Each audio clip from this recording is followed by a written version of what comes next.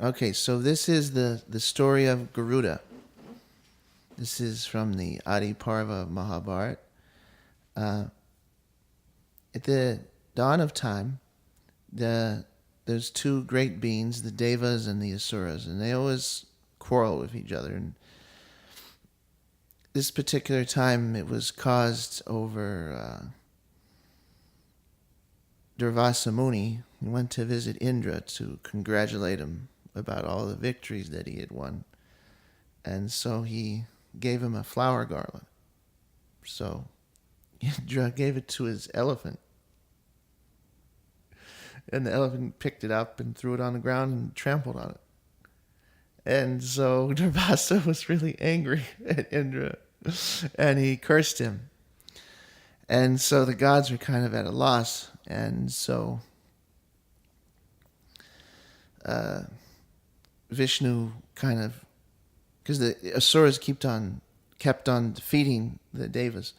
So Vishnu was like, well, he kind of got him to work together to churn the ocean to make Amrit, the nectar of immortality.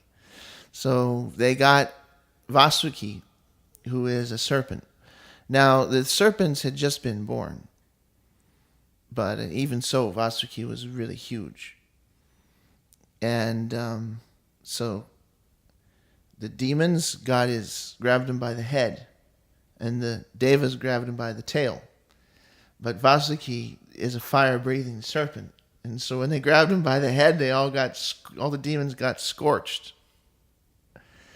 When the Devas were smart that they grabbed the tail, so they were churning, and then Vasuki's fire got on the mountain, and the mountain actually started to catch on fire. And then, all the different animals died, and then the aquatic animals, they also died, and all the different herbs kind of got scorched, and everything kind of got mixed together when they were churning, and all this churning happened. And also this is, the avatar of Krishna, the Kurma, the tortoise, came, and because the mountain started to sink.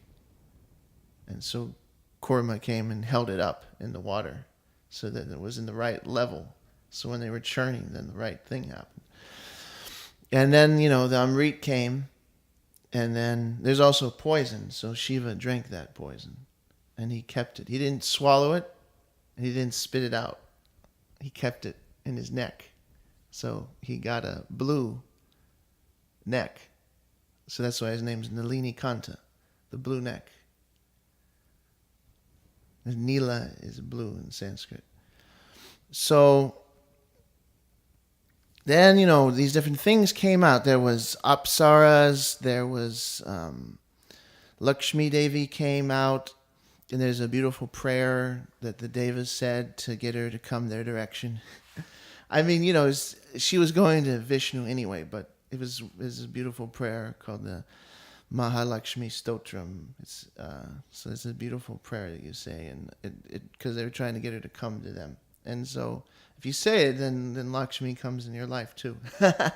So then there's the moon. The moon planet rose out of the ocean. A big elephant that Indra took. And then there was an 8-legged horse called Uchaishrava. Now, interesting, in the Norse mythology, they believe that Odin has an 8-legged horse called Sleipnir. So it's interesting. It's kind of like a universal concept.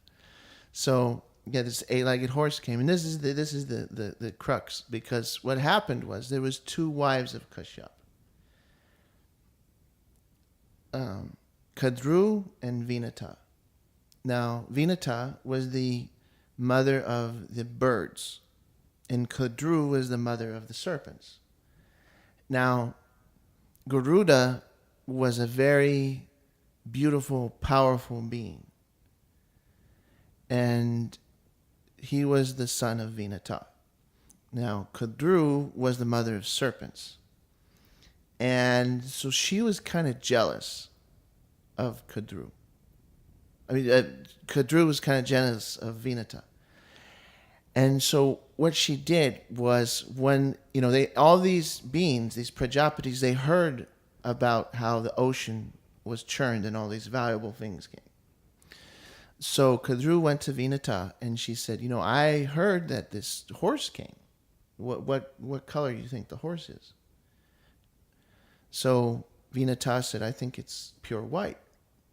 And Kadru said, well, I think it's white, but it has a black tail. Let's put a wager that if the horse is the way one of us says, then one has to be the slave of the other. Whoever's wrong has to be the servant of the other one. When you have a lot of co-wives, there's a lot of jealousy that comes. Like, who's the most, best, And this kind of reflects in the children as well. Diti and Aditi are two goddesses, and Aditi was the eldest, and so Diti was jealous, and so Aditi, her children were the devas, the Adityas, and Diti, her children are Daityas, which are demons. And so we have another situation like that with these two.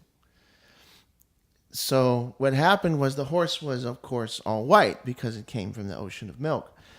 So what Kadru did was, she had all of her children go into the tail. Her children are serpents, so they kind of look like hair. So they all went and made his tail look black. But at first, they didn't want to go there. Now, this kind of lets you know a little bit about how hardcore this Kadru was. At first, they didn't want to do this. They were like, no, we don't want to break Dharma. So she cursed them that if you don't want to do what I say, then what's the use of having children? So I curse you that you all burn in a snake sacrifice. So that is the reason why it happened. So they got scared and they went in the tail. And so then they went, and so Garuda actually had to be the servant of the Nagas at first, which is why he developed an enmity with them. And as you know, Kali the serpent and Garuda and all these, stories of Garuda eating the snakes. He didn't really like him at first, because when he was first born, he had to be their slave. And they would, he was huge. When he was first born, he was like light and fire. And he flew around the universe. And then slowly the fire condensed and it became a beautiful golden eagle. And all the serpents, they used to make him carry them to different planets. They're like, oh, he'd take him to different planets. And then they're like, oh, this is nice, now take us here. Now, but when he would fly, they would get scared and they would bite him. And they couldn't hurt him because he's so powerful, but still they would bite him, and it was really annoying. And finally he had enough, and he went to his mother, because he was too small to remember when the wager happened. He said, why do we have to do whatever the serpents say? And she explained how they had lost the wager. So Garuda went to the serpents and he said, tell me something I can do, some task, some chore, something that will make it so I don't have to be your serpent, as your slave anymore. So the Nagas thought about it for some time, and then they were like, kind of talked together, and then they were like, obtain for us the Amrita, which was churned in the ocean. We are also great beings. We are children of Kashyap. And all the gods, they get worshipped because they have Amrita. But us, we get crushed underfoot. So give us the Amrita, and people will worship us too. So Garuda said, okay, I'll get that. So he went to his father, Kashyap, and he said, tell me, what should I do? Because I'm going to take the Amrita from the Devas, and the Devas are very powerful. And so what should I do, to do this? Because they keep it hidden and they guard it. So Kashyap said, you have to eat the proper food. So they were in the Buraloka, which is a higher realm, where everything is different.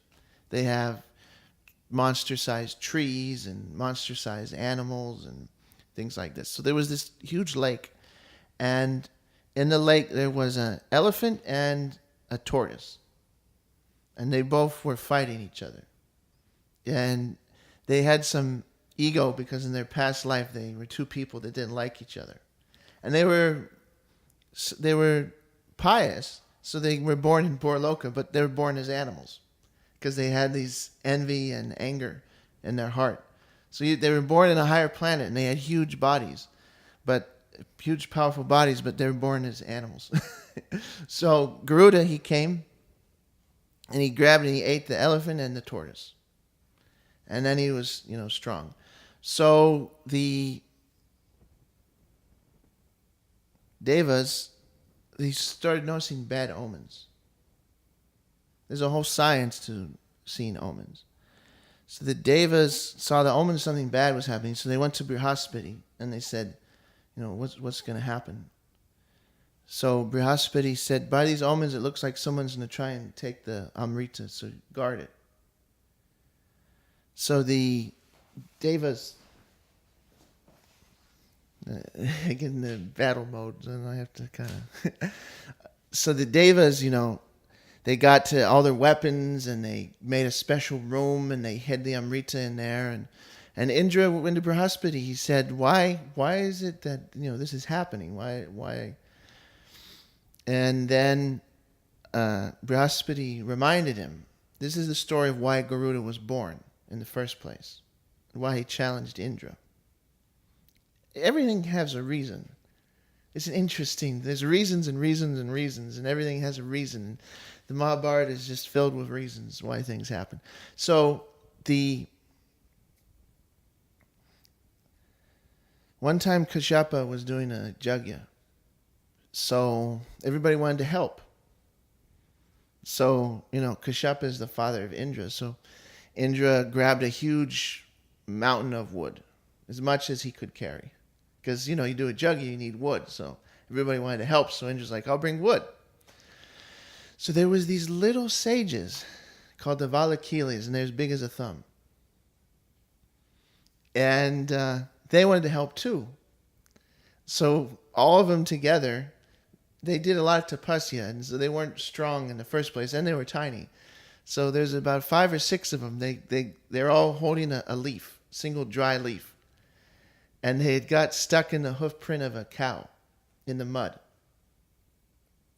And they were stuck. And so Indra was walking by, and he sees these little sages with the leaf. He's carrying this huge amount of wood. And he looks down and he just starts to laugh at him. Because, it's these little sages. And he's some huge god, and he has all this wood. And he's just like, what are you guys doing? So he just started to laugh. And then he went on. So the sages got angry that they were, slighted. Even though they're tiny, they do heaps of austerities. They actually only live off of the sunlight. So they have a lot of tejas. And so they actually, Indra was going by, and he heard the sages, they cursed him. They're like, why does there need to, they said, even though you're king of heaven, we'll make another Indra by our austerities, who will be 1,000 times more powerful than you. And he will be a ruler over all the universe. And so then you will be, humiliated. Because even though you're so powerful, you don't have any respect for anybody. So it's made you too proud, so we'll make you humble now. So Indra was scared, and he went to Kashyap. And so Kashyap went to the Valakilias, and he says, Lord Brahma has arranged the universe. And the current Indra that we have is the Indra that there is. And by you making another Indra, it will cause chaos in the flow of the universe. So you have to adjust that curse. And so the Valakilias, they said, then we'll make an Indra amongst birds. And he still will be 1,000 times more powerful. And he will fight with Indra and humble him. So that was Garuda. Now, even though Garuda is an eternal associate, still there's reasons why they come. There's a Leela involved.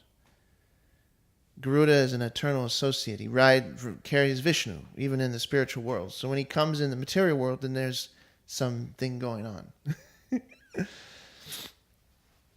There's also Ananta Sesha. He was Vasuki's older brother.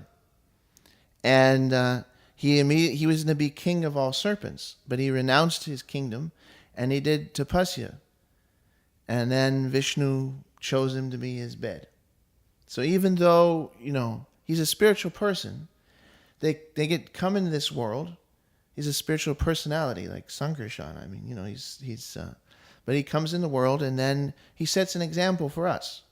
Like he does, he renounces material things and then he does praise to God with devotion and then he becomes his servant. And that's what we're supposed to do. But that's, so they come here and they set this example, even though they're like eternal. They come and they set an example just for us. So when, Garuda, Indra heard this, he's still, he's a Kshatriya. They're not going to back down, even though he knows, So all these different gods, they gathered together with weapons and armor and they had a fortress built like a safe, and they kept Amrita in there and had guardians and all this stuff. So they built a kind of like vault and then it was surrounded by a huge fire. And then there was all the gods were around it with their weapons. And so the first thing Garuda did when he came was he made a huge dust storm with his wings. And nobody could see anything.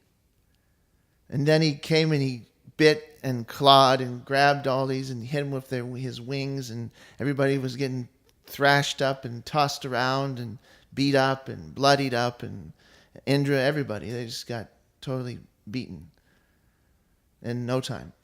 Everyone tried to fight him and they just get taken out.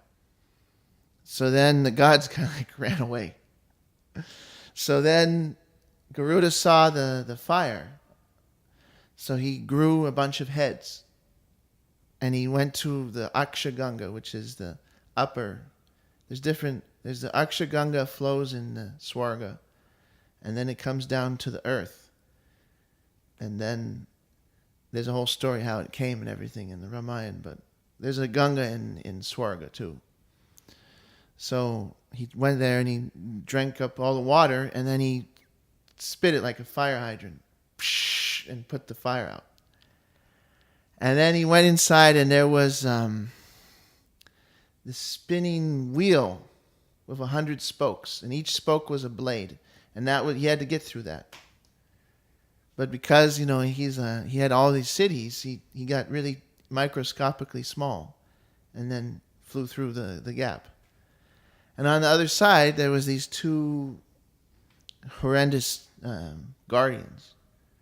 They're like giant serpents. And these ones were so bad that they even look at you, you catch on fire. But Garuda came real swift and they couldn't see him. And then he got them. And then he got the Amrit and then he kicked the wheel from the other side and busted it up and flew away. So as he's flying away, Indra came with his thunder. And he said, I'll show you. And he threw his, thunderbolt and hit Garuda on the wing. But it made one feather fall. And